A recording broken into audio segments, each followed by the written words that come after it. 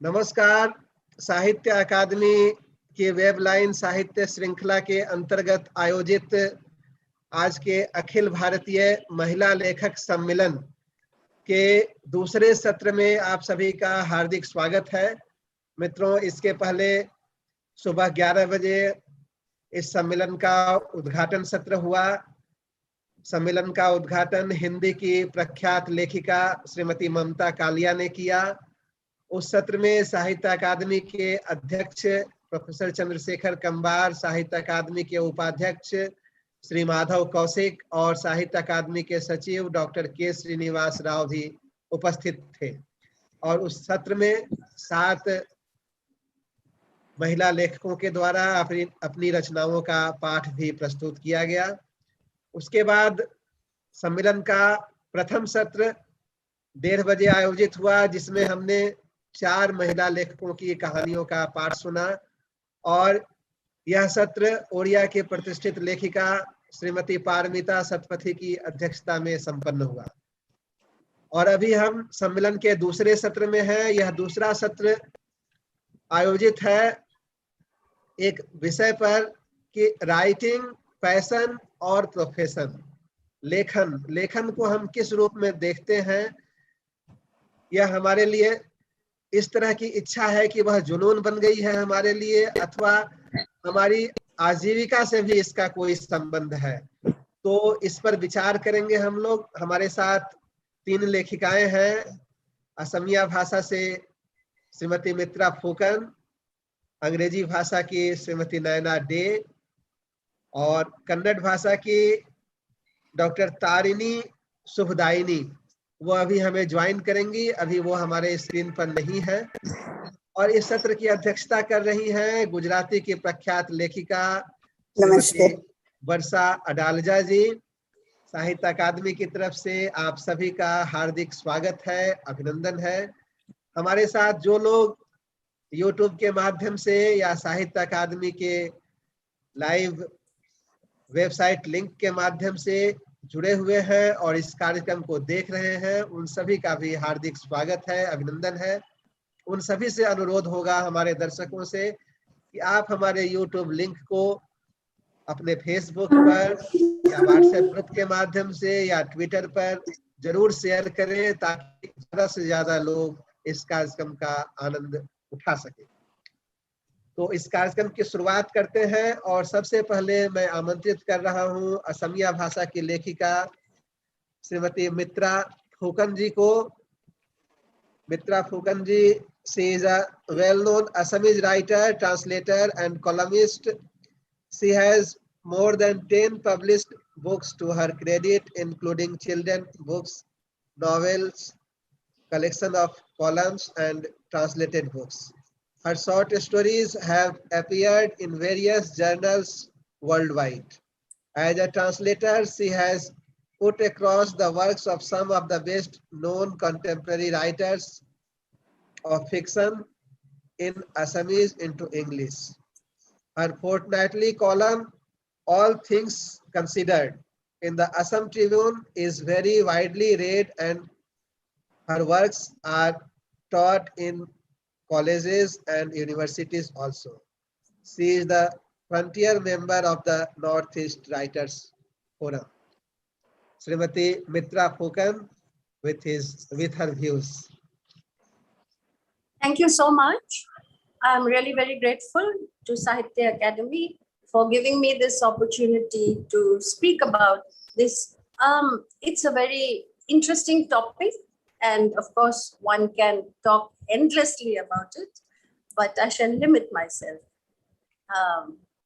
So I have written down some points, and I'll speak through the what I have written, but later on perhaps we can have a discussion about this. At the outset, it should be clarified that for the purposes of this discussion, writing here implies commitment and dedication. Of course, there's nothing wrong per se in just dashing off an article or a travelogue every now and again, and then whenever the fancy takes one. But that is not the kind of writing that is being discussed here. To be considered a writer, one would have to have a seriousness of purpose, of a long-term commitment to the activity of writing. There has always been a dichotomy, in fact, about artists, their work, and their worth. And this includes writers. In the not too distant past, writers, perhaps more than practitioners of other art forms, were viewed as being a repository of wisdom, of being in some ways seers.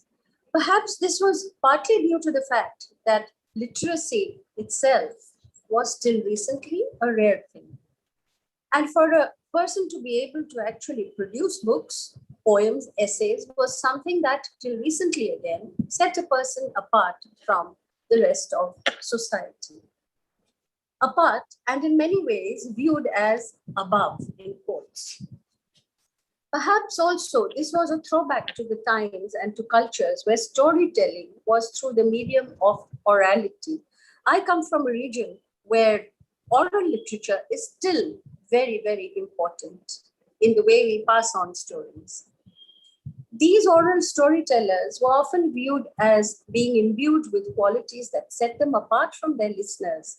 Sometimes there were creation myths that were told, at other times tales from mythologies and religious scriptures.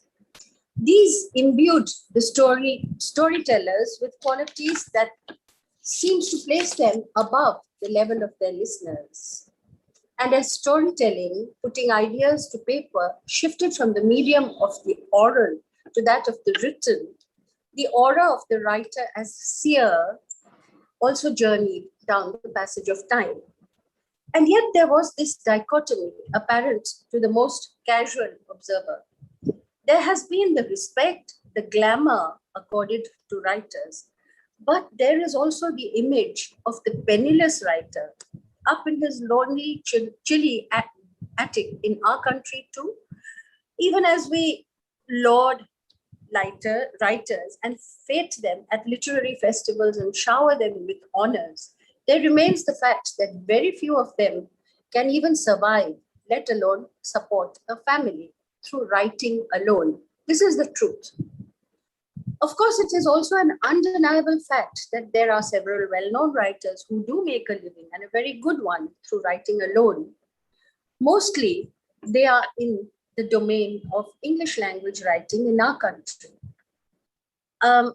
I know certainly no Assamese writer will be able to make a living, a proper living, through writing alone. And here I exclude the profession of journalism, let's be clear, from that of writing that we are discussing now.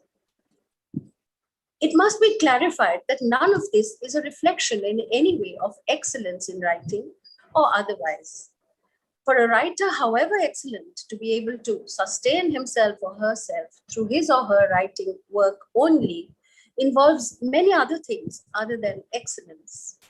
Indeed, excellence is a given for the purposes of this discussion. One of the most important points to be taken into consideration is readership.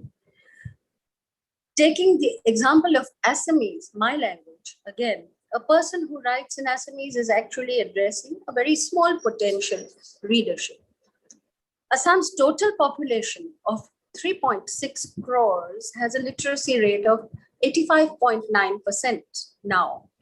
But there is also the fact that there are several ethnic groups in Assam alone, many of whom do not read, much less write Assamese, though they may speak it. Boros, for instance, are gradually moving away from written Assamese after the Boro language adopted the Devanagari script.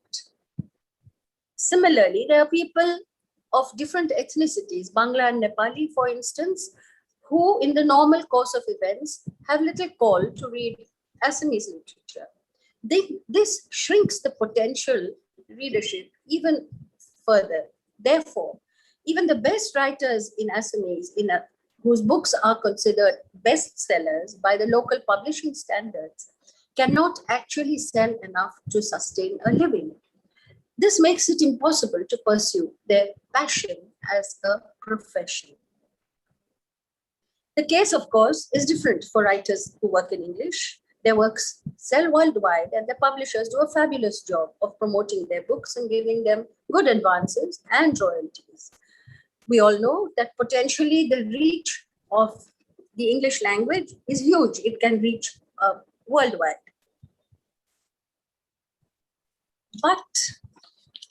And a lot of the, through English, there's a lot of translation happening into other languages also, and the translator as well as the writer are paid. So through that also some money can be earned to make it a profession. But I do not think anybody in Assam, I speak for Assam, has been able to do that level of translated works. There are many writers who consider writing to be their profession or over and above their passion.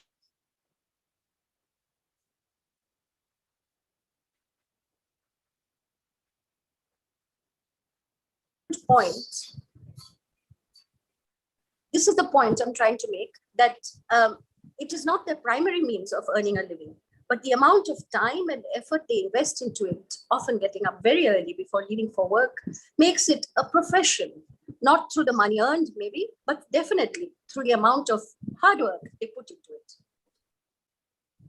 This is where passion meets the definition of profession. For one cannot excel in anything without passion, nor can one sustain any occupation without it becoming a profession. If not in terms of money, then in terms of satisfaction, and yes, even happiness and a huge sense of self-worth. We all know Virginia Woolf, who said very famously, a woman must have money and a room of her own if she is to write fiction. This applies to a great extent to all writers across genders. This room of one's own is space to write in and time. And it does not apply just to the writing of fiction. It applies to the non-fiction writer who needs just as much time. And money of one's own, so that the cares and responsibilities of keeping body and soul together, one's own and of others who may be under one's care, can be met, men and women both. But it does not fall to everybody's good fortune to have the support of family, friends, and well-wishers in financial terms, though they can be very supportive otherwise. And so a day job becomes imperative. And the passion becomes the alternate profession if the flame is strong enough and is fed by the feelings of satisfaction that come from being able to put down one's thoughts as best as one is able and send them out to the world. And unless one's art, we must remember, one's writing is imbued with passion, it will become undeniably hollow and uninspired. The reader will be able to differentiate between mechanical writings devoid of passion and that which has engaged both mind and heart of the reader. Creativity can flicker and die if the motivation is merely money. But we must also remember that passion can also die if there is not the professionalism that comes along with it. And yet writing, even for the most committed person who does not care a bit about the market, is also a profession. Profession, not in the sense of bringing in money, but though it does often in a lesser or greater degree, but in the sense of serious commitment. And professionalism is also, let us not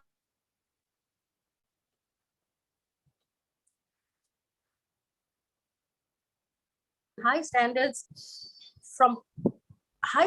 for oneself and working hard and long in order to meet them. Professionalism also ensures that one is not swayed by factors such as what will readers think of this and then get influenced into changing what has written. It is the whip of professionalism that ensures that one does not leave work half done and abandon it. It is the discipline of professionalism that makes one revise, edit, and then re-edit and re-revise multiple times till one is satisfied, at least for the time being. It is professionalism that makes one listen to what the editor has to say and be willing, or maybe not, to rewrite whole chunks of a novel in order to give the work a better shape and to make it more coherent. At this point in the journey of a work, simply having passion will not do. It involves professionalism of the highest degree, so that when the flame of passion flickers, the determination that comes from professionalism kicks in to see the work through to the light of day. Of course, passion gives a high which the plod of professionalism may not. But passion itself can burn out fast unless it is sustained by the rigor and the discipline of what being a professional, in several senses of the term, may entail. There is yet another reason why writing or any other activity benefits from the combination of profession and passion, and that is the presence of deadlines. We may complain, but at the end of the day, it is the need to deliver that sees us through when passion falters. Indeed, no long-term project can be sustained by passion alone, though that is, of course, the starting point and the bedrock on which rests the motivation of any writer or artist. For creativity is, as we all know, a lonely activity. In our minds, we accord a higher position to creativity than we do to professionalism. We can forgive a person many things if he or sometimes she is deemed to be creative. Here, of course, gender bias also kicks in, and it is less easy for our society to forgive the woman who does not conform to societal norms, no matter how creative she may be. But that is a different topic, maybe for another day. On the other hand, in some of our communities, professionalism is not looked at in that positive light either. Obviously, this is a wrong interpretation of professionalism, and this is something sometimes seems to be at play. Professionalism also denotes a playing up to materialism viewed in this context as crass, whereas creativity denotes an otherworldliness of a scorn for the merely material. We often hear of spouses, for instance, or partners, mostly women, who look after the finances and the material side of things, while the creative person sits in his studio spinning yarns or singing arias, scorning money. Indeed, in a kind of spin-off of this, many have agents and sometimes family members who negotiate the monetary side of things, while the artist keeps himself unsullied from these aspects of life. It does seem, therefore, that there is a general perception that creativity and professionalism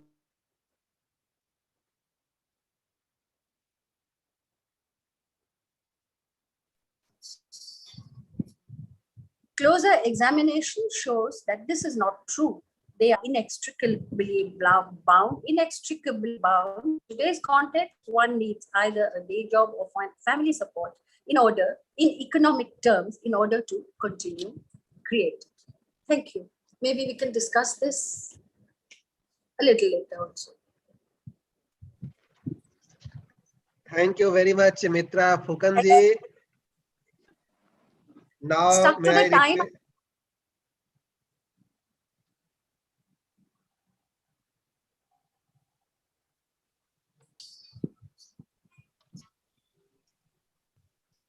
Now, may I request Dr. Naina De. She is a well-known English writer, critic, and translator. Teaches at Maharaja Manindra Chandra College. She has authored several books on critical studies, translations, and her publications include 2 volumes of poetry. She was member of the jury for the International Poetry Chapbook Contest 2018. She is concept creator of literary and artistic organ Chamunda's Dream. She was awarded the Excellence in World Poetry Award 2009 and was among a team of young Indian writers to be felicitated jointly by Sahitya Akademi and Vishwabharati University in 2010. Dr. Naina De. Please unmute, please. Sure. Thank you, sir, for this introduction. And the topic for today is writing, passion or profession. Or when I was thinking about this is a challenging topic for me, for I began to have conflicting thoughts on this topic. I was thinking about what to say, because this is definitely a kind of tussle between the creative or material point of view, because professional writing is different, as it usually has a business agenda, a deadline. Passion and profession often do not go together, or do they? And the problem does not end there, for writing and reading are also intrinsically determined by the quality of literacy, and hence confined within an intellectual circle. And of course, the previous speaker has highlighted a number of points, which, even I was thinking of, pointing out. And of course, my starting point was going to be that famous remark made by Virginia Woolf, that a woman must have money and a room of her own if she is to write fiction, because this remark is like a two-edged sword. Does she mean that in order to write, one has to be free from immediate material concerns? Or does she mean that since material concerns are foremost and one cannot expect to earn much from writing, one has to ensure that one has a steady income beforehand? Now, a number of authors have begun their careers writing reviews for periodicals and magazines, freelancing and copywriting, before embarking upon the more ambitious business of writing independently. Also, most have begun their literary careers financing their own books.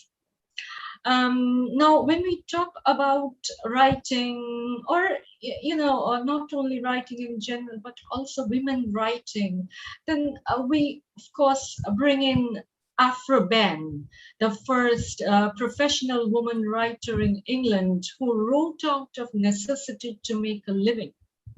So did J.K. Rowling when she started off, and now she earns millions.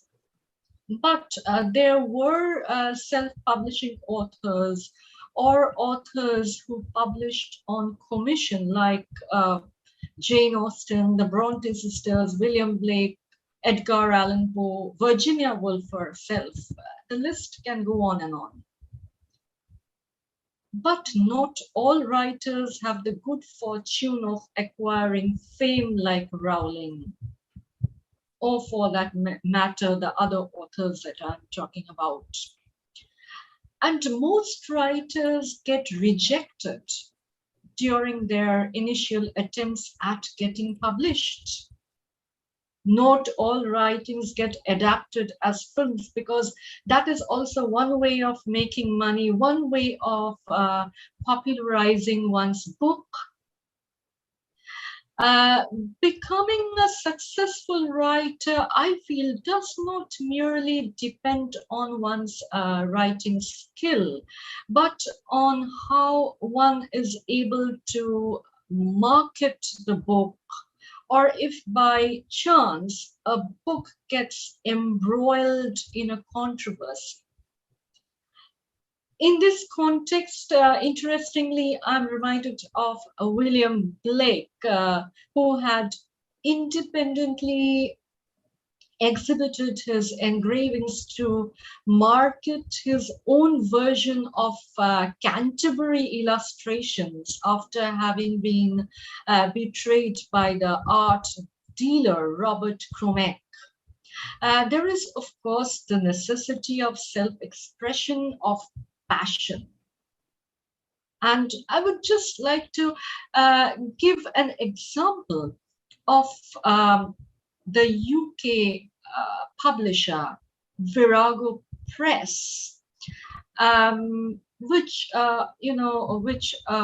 was a subject of attention for feminist historian and writer Catherine Riley, who pointed to the necessity of presses that would act as platforms to marginalized voices.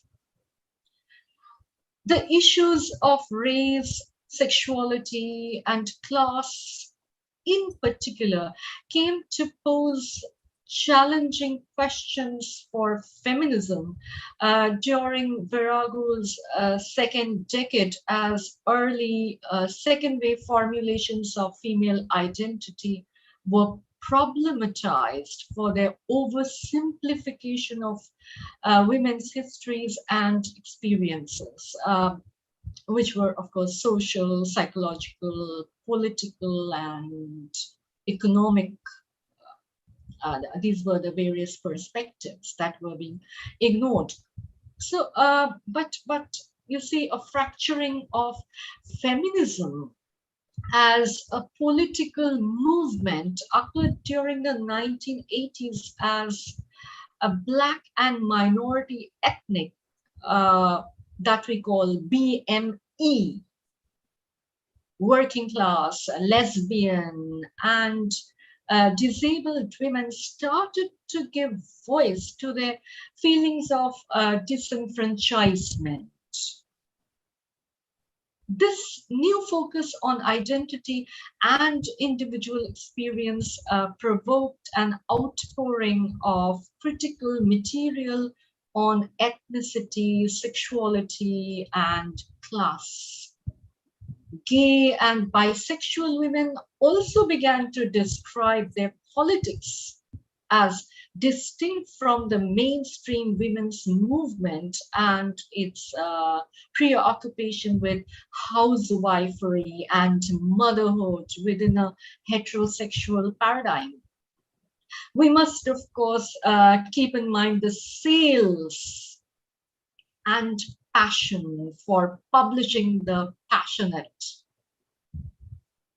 Virago's publication of Maya Angelou's I Know Why the Caged Birds Sing, which was reprinted 5 times in its first year, secured Virago's fortunes in the mid-1980s in a similar way to what Alice Walker's The Color Purple did for the women's press.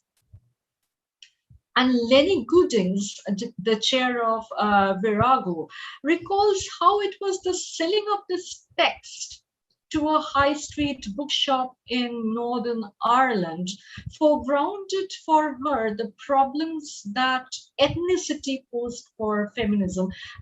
She cites an example. They were in bookshops in Belfast, and they were trying to make these booksellers keep the book, and the booksellers argued that there were no Black readers. So, and this came as a shock that this was a stereotypical mindset that the booksellers were harboring, that only Black people will read Black writing. And I think this prejudice still lives on. I find, unfortunately, maybe others will not agree, may not agree. I find even now, hardly male readers picking up a book by a female writer from the bookshops. So it is, unless of course you have won an award or your book has got has become controversial for some reason or the other, or there are very few men who come forward for a women's cause. So this was the urgent task for Virago and other feminist presses who had already challenged the notion that women-authored texts must be only of interest to women. And their aim was to break down the similar racist assumption that BME writing was only a minority genre. So the profits generated from the color purple stand as evidence, or even from Angelo's book, are evidences that in spite of Gooding's experiences in Belfast, BME women's writing had a huge appeal. So along with these books, Virago also published fiction and poetry. And that included, of course, writings by various well-known authors like Bharati Mukherjee, Grace Nichols, Paul Marshall, Audre Lorde, etc. And print, particularly the printed form of the book, has been understood in the West as a kind of knowledge-making practice. And this principle was adopted by second wave feminists in Western countries such as Australia, where the majority of political ideas were disseminated through publications. And feminist presses exemplify a theory of power and an approach to activism in which discursive struggle is central.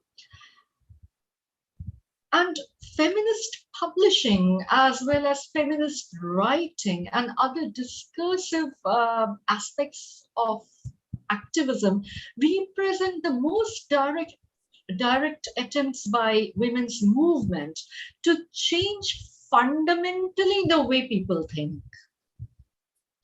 So the printed word became central to the women's liberation movement.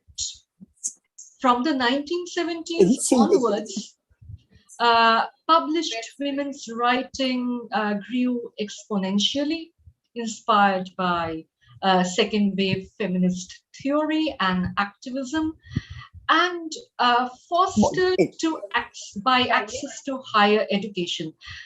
Now, new feminist writing explored areas of women's lived experience with attention to sexuality, family, and new forms of community.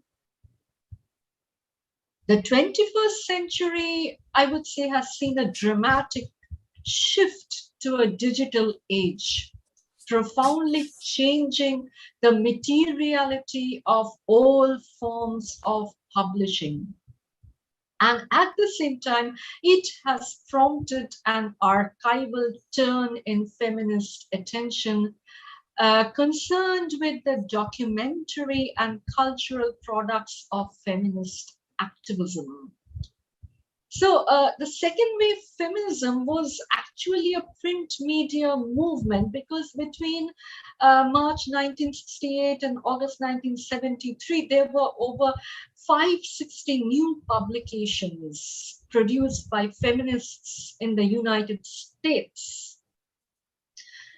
And when we look at the second wave women's movement in Australia, in terms of genre, journalism marks the 1970s, while the novel is central to the 1980s. This is reflected in the proliferation of feminist periodicals that emerged during the 1970s.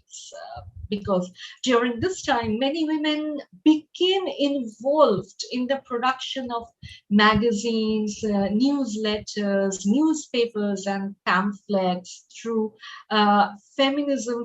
There were feminist magazines which were titled Shrew or Mabel or Mijane or Hecate. And you can notice how relevant these names sound, how subversive these names sound.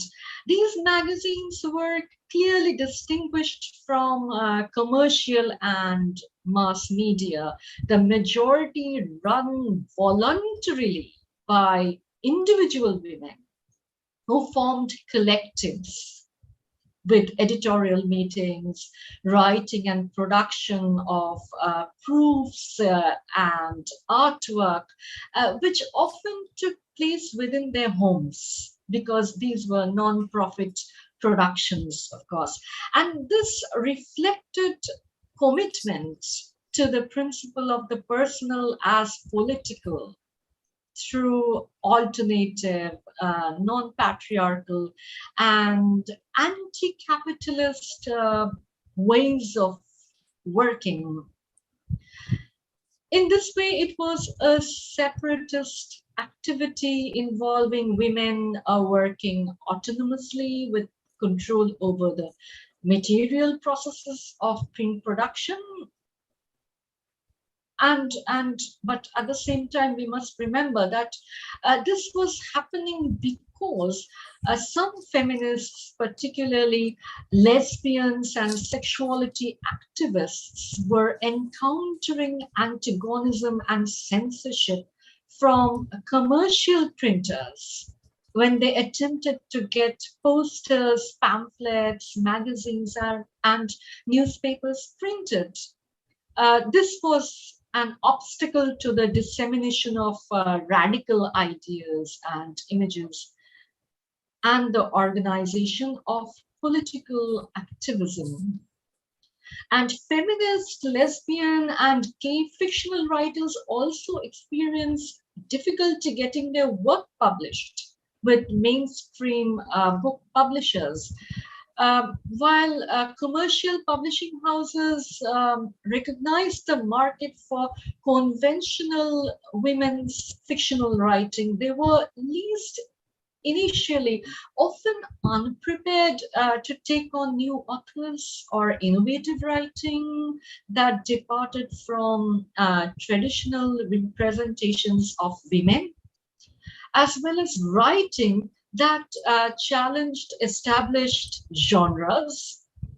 I would like to mention an author, a successful American novelist who was the pioneer of juvenile fiction and also the person who penned the century's most popular cookbook, Eliza Leslie, who in 1854 utilized another genre, that of the etiquette book, to legitimize writing as a profession. Now, this behavior book mixes advice about the writing process, publishing, creativity, and literary fame with counsel about domestic matters and deportment conventional to etiquette books. And Leslie upholds women writers as legitimate professionals, even as cultural dignitaries, at a time in which opportunities were limited and women's writing careers faced censure and hostility. Perhaps the most telling example is Nathaniel Hawthorne's derision of his female contemporaries, some of whom saw higher book sales than Hawthorne. And Hawthorne calls these women a damned mob of scribbling women, whose writing he called trash. So the behavior book by Leslie came out during a time in which writing was emerging as one of the few acceptable professions for women, albeit ambivalently accepted. Now, when it comes to publishing in India, the scenario is hardly different. When we look at the history of Indian publishing, the first presses in India were mostly controlled by officials and missionaries, and were used to print, among other things, some of the earliest grammars and dictionaries in a number of Indian languages. Then in 1800, that landmark of Indian publishing, Fort William College of Calcutta, was founded to teach modern Indian languages to British colonial administrators. Now, Fort William commissioned publications which were simple prose works designed to serve as language readers and help to lay the foundations of modern prose in Hindi, Urdu, and other North Indian languages. At that time, publishing was still a small-scale, elite-controlled activity. In 1849, only 101 books were published, and those were of a highly respectable order. By the latter part of the 19th century, Indian-owned printing presses had become comparatively numerous. They were no longer elite enterprises, heavily subsidized by well-endowed patrons, or confined to printing highly respectable religious and educational works. As literacy became more widespread, profit-minded publishers began to reach out towards the mass market. If one surveys the scenario now, publishers are more interested in printing textbooks and critical references. That is my personal experience with publishers.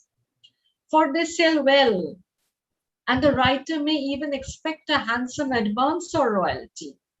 On the other hand, words from the heart, novels, stories, especially poetry, can hardly expect to find a publisher willing to pay, and often these books are self-financed or have buyback conditions attached with the agreement. Moreover, a saleability of a book may depend on how it is marketed. Like I said at the beginning, through book fairs, reviews, media coverage, celebrity launch, etc. But of course, the passion lives on, because with every year, more and more books are getting published and circulated in print and online. And now I think it is somewhat both strange and heartening to see that one can even publish a book within 30 minutes online. Perhaps no one will ever read these books, or they may be read by very close friends. You know, please see my book on Kindle, please buy my book on Kindle, and write a review if you have time. So you have to always keep on begging, go begging. But writers write even when they know their books would be moth-eaten in second-hand shops, and the passion remains indomitable. Thank you so much. Thank you very much, Dr. Naina De. Friends, may I now request Dr. Tarini Subhadaini. She is a well-known Kannada writer. She has 12 published books to her credit, including poetry collections, research articles, criticism, translation, and edited books. She has received the UGC sponsorship for her research project. She is the recipient of Akshardha Manuscript Award, Sri Vijaya Award, Bendre Book Award, Kannada Sahitya Parishad Award, G.S. Sivarudrappa Award, etc. Presently working as Associate Professor, Department of English, Government Arts College. Dr. Tarini Subhadaini. Thank you for the contribution that my fellow scholars have given on this topic. Yes, the topic reminded me one of the popular poems of Robert Frost, that is Two Tramps in a Mud Time. The poem deals with, the conflict of vocation and avocation. I think when it comes to writing, passion and profession, passion or profession, both have stakes. We all know, being English or any literature students, literature making is done by passion, and it needs some professional skills also. They are justifiable, and literature is expected to be very spontaneous thing that happens to be or it's an overflow of emotions. But at the same time, remembering Wordsworth, it is to be edited, corrected, and furnished at the writing table. And today, the focus, I suppose, is not on traditional arguments of poetics, I suppose, whether passion or skills make poetry or literature. Today, I want to dispute both passion and profession and the act of writing, especially in a post-truth period we are living in. No, passions, is though it's an essential and basic component of literature, its authenticity is widely questioned today. Passions during ancient writings, played a pivotal role in making one's literature. Traditional perception of making literature would mean writer's experience. We all know that, and how one, comprehends his or experience with elements like truth, morality, justice, and so on. Today, we see a paradigm shift in accepting our passions as true human passions. I once again say true human passions. My argument is passions have been constructed largely through artificial intelligence that we are using it now in our technically advanced instruments, and like search engines like Google is very essential in our lives today, and search engines like Google, I say, becomes a mandatory tool to understand human emotions and passions today. For everything, we go and Google the things, and even sometimes we presume certain emotions through this kind of things that are left in social media corner. Being a part of virtuality, that means virtual reality, truth is modified and made, and reality is also further heightened. And stories can be created, poetry can be constructed with a big smash of certain emotions. It can be, it can. I can put this phenomena as partial fulfillment of true emotions. After all, what is humanity today? That is a big question today. The world is too much with us. The world is too much with us. Profession, I mean, if you ask me, if literature making is profession today, yes, it is. Not previously dealt one. It has become a professional. It has become professional for activists for a very long time, and we have it has done a long history of activism that it has been doing with literature, because their commitment is basically revolution, and they're trying to sue the art and profession a patch, no? And they wish to create more and more deliberate literature, since they mean to pursue their ideology in such a way. Forget it. I'm not focusing on that issue. By and large, literature is professional in a postmodern era we are living in. And when making artifacts and selling is a part of literature making, it definitely needs professionalism. I repeat, professionalism, I mean, making of literature or any art is a matter of something, productivity. It includes production, and that it needs really skills to market, to cater, and to find the customers really. And they have to satisfy the customer group also. I would like to draw your attention to a few points that I have noted down. Yes,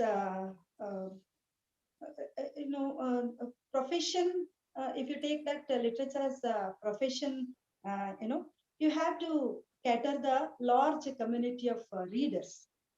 Readers, in fact, they play a very important role in this making. Readers community is traced and offered dishes. Okay, offered dishes. I remember Rashdi's famous word, chutnification. Chutnification means, it's a mixed masala that has to be catered in the market. And secondly, you have been, on, creative writing courses in among us.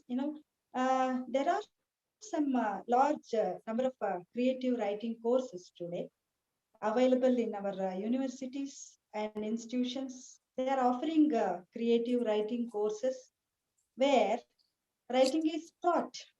Writing is taught, and they ask the students to write some assignments, like producing some stories or poems or something like that, and they have to pursue the course. Therefore, they have to produce some literature. So this kind of production is also, pushing them to towards professionalism, and this is a pure kind of pure example of professionalism. And uh, somebody mentioned sponsors in this regard. Profession is always literature as a profession is earlier it was a kind of literature called court literature. Court literature is very well known to us. It had a patronage system. It's a it's a tradition, and writers were well fed by their patrons. Even Shakespeare is said to have one great patron, and it was a system accepted, and it was a tradition also. That was a very good idea, a very good example of professional writing earlier. But today, what happened? Even in the capitalist era, the patronage has been modified, and there are some sponsors, publishers, and investors on the writers. So writing is a kind of profession, and where you can invest on them. So even writing is dictated. What kind of things that my fellow scholar had already commented about the genres and sexuality, gender and lesbians and all kinds of literatures that we have been looking at. See, being students of literature, we have been reading them as literatures, but at the same time, what are the saleability of these literature books in market? When it is valued, actually, they suffer lack. Writing is also dictated. It's also dictated, and what kind of genre that a writer has to pick up, and what kind, what are the best sellers things, and making them and working it out is a thirst here. Therefore, today, novel or novella or and non-fiction is they are made for writing, and they are in a flow. They are given in they are given in market as bestsellers. Okay, so these external factors pressurize a writer to be a professional, more and more professional, and he has to pursue. Another thing is award-winning writing and prize-winning writing and money-winning, even not bread-winning, but it's a money-winning writing styles and writing. So there is a new genre, new kind of genre, which is emerging among us, literature in the literature field, that this is written for something, for Pulitzer Prize, for something, very prestigious prize like that. Okay, and so on. And I would like to add one more point here. Writing is expected to be multidimensional today. So what I want to say is there is a shift from traditional reading of texts into audio and visual kinds. That means listening is given.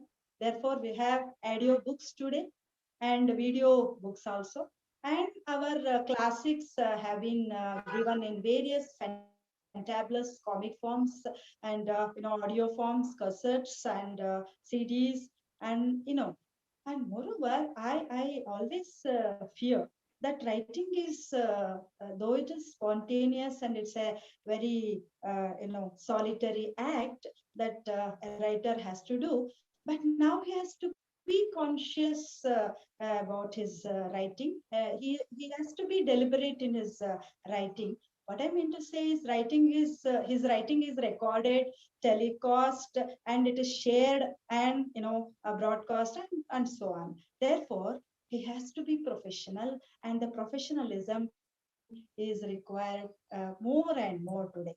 Therefore, hence two elements we discussed about passion or profession, have to be redefined today.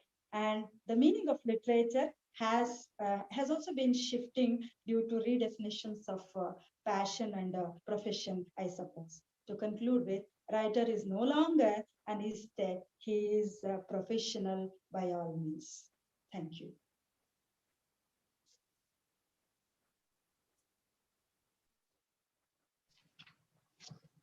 Thank you very much, Dr. Tarini Subhadaini ji. Friends, may I now request Srimati Varsha Adalja ji, who is chairing this session. She is an eminent Gujarati fiction writer. She started her career as an announcer at All India Radio and wrote innumerable radio plays and talks. She has around 50 published works to her credit, including novels, short story collections, essays collections, plays, travelogue, and edited books. Several of her works have been made, adapted into Gujarati films, TV serials, and stage plays. Her books have been prescribed as textbooks in different universities, and many of her writings have been translated into different Indian languages and included in prestigious anthologies. She served as Vice President and President, Gujarati Sahitya Parishad, and also associated with various literary and cultural bodies. She edited Sudha and Femina, women's weekly magazines. She is the recipient of many prestigious awards and honors, including Sahitya Akademi Award, Soviet Land Nehru Award, Darshak Award, K.M. Munshi Award, Ranjit Ram Gold Medal, Best Journalist Award, Gujarat Sahitya Parishad Award, Gujarati Sahitya Akademi Award, etc. Srimati Varsha Adalja. Thank you. मित्रा जी और नैना जी, Tarini Ben, उन लोगों ने जुनून या जनूनी, passion और profession, उसका इतना broader aspect में उसके सब एस्पेक्ट ले लिए। विश्व साहित्य के परिप्रेक्ष्य में भी उन लोगों ने उसका अच्छा विश्लेषण किया। तो मैं कुछ पर्सनल फ्रंट पर बोलना चाहूंगी। मैं पहले थिएटर पर्सन थी, फिर रेडियो पर्सन थी, पत्रकारित्व में भी काम किया। मेरे पिताजी गुजरात के बहुत बड़े राइटर थे, शायद उसका डीएनए मेरे में था, और मैं थिएटर से ब्यूटी कॉलम से लिखना शुरू किया। 2-3 नॉवेल लिखी थी, उसमें से पहले से ही गुजराती फिल्म बनी, ड्रामा बना। और एक दफा सुबह में मैं लाइफ मैगजीन खोल के देख रही थी और मेरी छोटी बच्ची मेरी गोद में थी, और मैंने वियतनाम वॉर के भयानक तस्वीर देखी जिसमें 300-400 बच्चों की स्कूल पर बम फेंका गया था, और वो बच्चे की लाशें का ढक देख के मैं स्तब्ध रह गई। उसमें से एक बच्ची जिसकी तस्वीर वर्ल्ड फेमस हो गई, and it became the image of Vietnam war, जो गांव से दौड़ती हुई आ रही है, उसकी आंखें फटी हुई, लोही भरी हुआ शरत, as if she was telling me कि प्लीज टेल माय स्टोरी। फिर मैंने सोचा कि I will tell this story to the world, और मैंने वियतनाम वॉर पर तभी गूगल नहीं था और ऐसे सब टेक्निकल साधन नहीं थे, और मैंने उस पर बहुत रिसर्च किया, सत्य प्रसंग, घटना, इतिहास, लेकिन सब स्टोरी के रूप में एक रसभर नवल कथा मैंने लिखी, आतश। और आतश को बहुत सारे अवार्ड मिले। तो अवार्ड मिलने का आनंद 1975 तभी ये था कि मैं सही रास्ते पर हूँ, क्योंकि हर मनुष्य के जीवन में एक मोड़ तो ऐसा आता ही है कि मैं क्रॉस रोड पर खड़ा हूँ, ये बाजू जाना है, ये बाजू जाना है। और जीवन के रोड में कोई रोड साइंस नहीं होती, हमको पता नहीं चलता कि हम जो रोड पर जा रहे हैं वो नीचे उतरना है, खतरनाक है, मोड़ ले रहा है, ऊपर चढ़ रहा है, या डेड एंड है। तो मैं भी ऐसे एक क्रॉस रोड पर थी और मैंने वियतनाम की स्टोरी लिखी। फिर क्या हुआ, कोई चमत्कार हुआ, क्या पता। निदा फजली कहते हैं कि हर रचना एक चमत्कार है। तो ये चमत्कार हुआ कि क्या हुआ, लेकिन हर टाइम कोई न कोई सामाजिक निस्बत वाली स्टोरी मेरे दरवाजे पर दस्तक देती थी। मैंने पेपर में पढ़ा, एक स्त्री जेल में 17 साल से है, नीलमणि, उसको पता नहीं उसका गुनाह क्या है, न चार्जशीट है, न जेल ऑफिशियल ने भी गुनाह उसको दिखाया है। तो बिना किसी अपराध के जेल में सड़ रही है। तो मैंने सोचा कि कैदियों की, अपराधियों की और स्पेशली स्त्रियों की भी तक कथा मुझे समाज को कहनी चाहिए।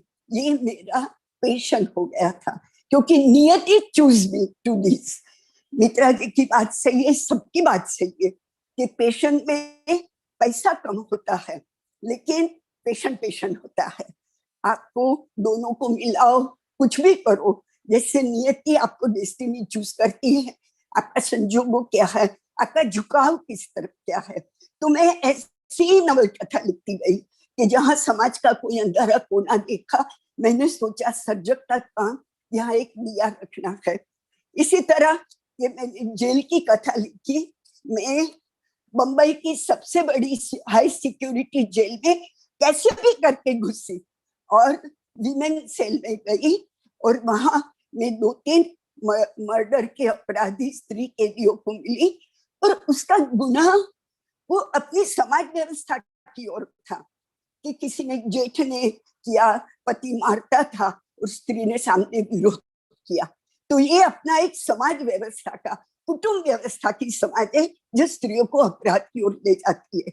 विश्व के पूरे कैदियों में सिर्फ 4% कैदी स्त्री होती है। तो फिर मैंने उस पर भी रिसर्च किया, बहुत सारी सच्ची कहानी ढूंढी, छूटे हुए कैदी को मिली, जेल में गई, और कितने फुटपाथ पर से ओल्ड मैगजीन, अखबार, उसमें से सच्ची स्टोरी लेके उसमें कल्पना लगा के, और कल्पना सत्य एक रूप हो जाए, घोल के मिल जाए, ऐसी मैंने रसभर कथा लिखी। बंदीवान वो लोग जेल में हैं, हम भी एक हम भी बंदीवान है। समाज में एक बड़ा कारागार है जहां हमारी पूर्वग्रह, अंधश्रद्धा, सेक्सुअलिटी, जातिवाद कितनी कितनी तरह से घिरे हुए हैं। तो वी आर ऑल्सो कारागार में ही है, उसमें हमें छूटना है। फिर जैसे मैंने बोला कि स्टोरी मुझे चूज करती है, ऐसे कुष्ठ रोगियों के आश्रम से मुझे बुलावा आया कि आप हमारे आश्रम में आइए, कुष्ठ रोगियों की बात दुनिया को बताइए, क्योंकि स्टोरी के रूप में उन लोगों की देखना, हम कुष्ठ रोगी को रास्ते पर देखते हैं, भीख मांगते, रड़ते, ककलते, जगते हुए नकम, लेकिन एक चेहरे के पीछे एक कथा है, वो हम नहीं जानते। मैं आश्रम में गई, कुष्ठ रोगियों के साथ रही, और आश्रम जिसने बनाने के लिए जितना संघर्ष किया था उसकी कथा ली। पूरे 2 साल मैंने लगा दिए। मैं राइट रीराइट, कंप्यूटर का जमाना है, टेक्निकल की बहुत बात हुई, लेकिन मैं तो कागज पर हाथ से लिखती हूँ। 1000 पाना, 1500 पाना की थप्पी होती है, क्योंकि कोरे कागज पर जब अक्षर उठते हैं तो मुझे एक मैजिक लगता है। उसका कागज का स्पर्श मुझे झंझनाट देता है, रोमांचित करता है, और धीरे धीरे सफेद कागज पर अक्षर उठते जा रहे हैं, और जो उसका स्पर्श है इंद्रिय गम्य है, जो मुझे कंप्यूटर में नहीं मिलता। हर एक की चॉइस है। तो उसके लिए मैंने लिखा अंसार नोवेल। उन लोगों के साथ में 3 महीना रही, और I wanted to find an indication of God, कि why these people are suffering on the earth without any rhyme or reason. अगर आप पिता है तो आप एक इंडिकेशन दो। ये नॉवेल सीरियलाइज हुई, इतनी पॉपुलर हुई, उसको साहित्य अकादमी अवार्ड मिला, कलकत्ता की भारतीय भाषा परिषद अवार्ड मिला, गुजरात में मिला, सीरियल बनी, रेडियो सीरियल बनी, लंदन में उसका ड्रामा हुआ। इसी तरह मैं मेंटली रिटार्डेड लड़के की बच्चों की हॉस्पिटल में काम किया, वहां से भी सच्ची कथा लिख के आई। और वो एक विकलांग बच्चा और उसकी माँ, उसका क्या संबंध होता है, वो एक नाजुक संबंध की बात मैंने लिखी, खरी पड़े लुट्टों को। उसका मतलब होता है कि वो एक पंखी जो कभी आकाश में उड़ नहीं सका, कभी गा नहीं सका, तो ऐसी एक पंखी की बात है जो अत्यंत दुखदायक है, लेकिन कितने पेरेंट्स की ये समस्या है। ऐसी 55 बुक्स मैंने लिखी है। मेरी लास्ट है क्रॉसरोड, जो 700 पेज की है।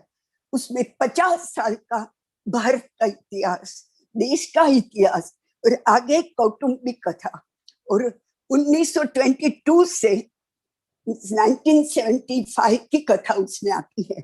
इसीलिए मैं अमृतसर गई, कलकत्ता गई, जहाँ क्रांतिवीरों ने अपनी मशाल से जलाई थी। जो घर में छुपे थे वो घर में नहीं ढूंढा, क्योंकि मुझे समय प्रवेश करना था, कथा प्रवेश करना था, और 50 साल का इतिहास का क्रॉसरोड लगा। वो मेरी पैशन थी। मैंने सोचा अभी व्हाट्सएप के जमाने में इतनी बड़ी बुक कौन पढ़ेगा 700 पेज की, लेकिन मेरे प्रकाशक ने बोला आप 8 पेज के लिख दो, कितना भी लंबा हम छापेंगे। और वो बुक प्रकट होते ही अवार्ड तो ठीक मिले ही, लेकिन बहुत सारे रीडर ने सराहना की, उसकी आवृत्ति पर आवृत्ति होती गई। तो पैशन और प्रोफेशनलिज्म, सब बहनों ने सही कहा कि पैसा भी एक बड़ी चीज होती है, और कुटुंब को सपोर्ट करना है तो सिर्फ राइटिंग के लिए सफिशिएंट नहीं है। फिर भी पैशन है तो आप प्रोफेशन में भी पैशन लगा सकते हैं, पैशन में भी प्रोफेशन कर सकते हैं। ये 2 अलग कंपार्टमेंट नहीं है। इसके लगाना स्त्रियों के लिए ज्यादा मुश्किल है, क्योंकि मैंने भी कितनी साल तक मेरे किचन में लिखा था।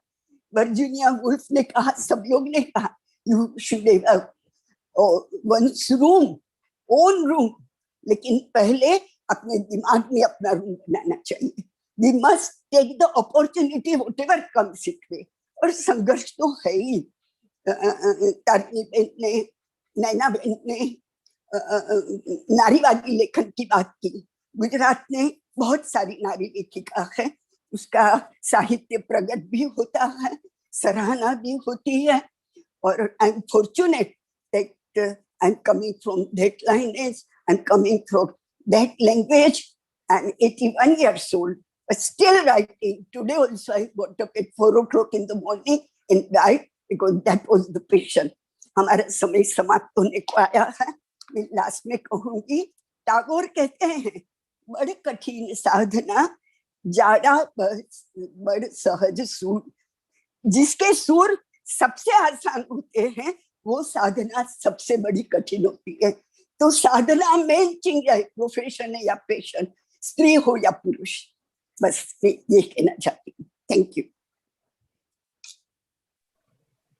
बहुत बहुत धन्यवाद वर्षा जी, बहुत ही सुंदर वक्तव्य, संतुलित वक्तव्य। और मित्रों, आज जो जितनी भी प्रस्तुतियां हुई उसमें वैश्विक स्तर से लेकर के वर्तमान जो समकालीन लेखन है, भारतीय लेखन है, उन सब की भी चर्चा हुई और अपने अपने ढंग से लेखिकाओं ने इस चीज को रखने की कोशिश की कि कैसे जो है लेखन जो है, लेखन की इच्छा जो है कभी कभी जुनून बन जाती है, ऐसी जुनून की उसमें यदि कुछ प्राप्ति नहीं भी हो रही है तो आदमी उसके लिए प्रस्तुत रहता है।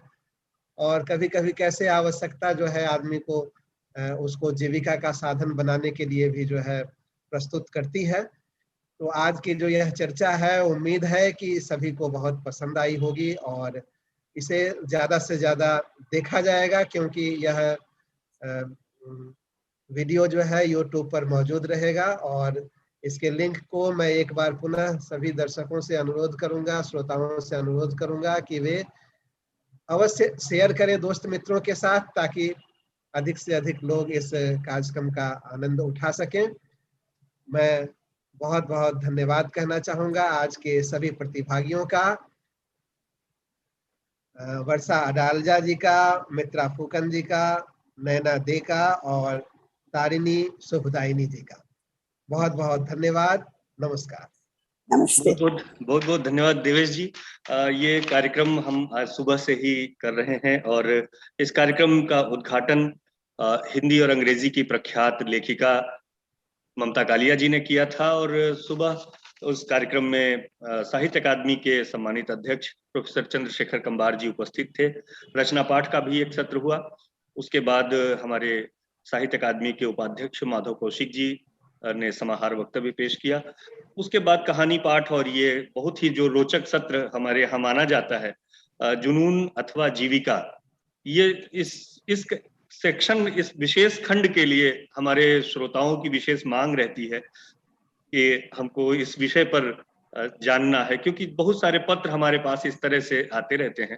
तो ये बहुत ही रोचक होता है जब हम एक लेखक से सुनते हैं कि वो इसको किस रूप में लेते हैं, और बहुत ही अच्छे तरीके से आप सब ने इस पर बातचीत की है। मैं अकादमी की ओर से भी आप सभी का बहुत आभारी हूँ। इस कार्यक्रम की अध्यक्ष आदरणीय वर्षा अडालजा जी हमारी प्रिय कथाकार हैं। अभी आपकी पुस्तक का हिंदी अनुवाद भी हो के आया है, जिसे खूब पसंद किया जा रहा है। मित्रा फूकन जी, अंग्रेजी भी हुआ। जी जी जी मित्रा फूकन जी असमिया से इस कार्यक्रम में है, अंग्रेजी भाषा से नैना डे जी और कन्नड़ से तारिणी शुभदायिनी जी। मैं बहुत ही आदर व्यक्त करता हूं आप सभी के प्रति। और अब हमारा अगला सत्र शुरू होगा जो कवि सम्मेलन का सत्र है, और उस कार्यक्रम की अध्यक्षता करेंगी ममंग दई जी, जो कि अंग्रेजी भाषा की प्रख्यात कथाकार हैं।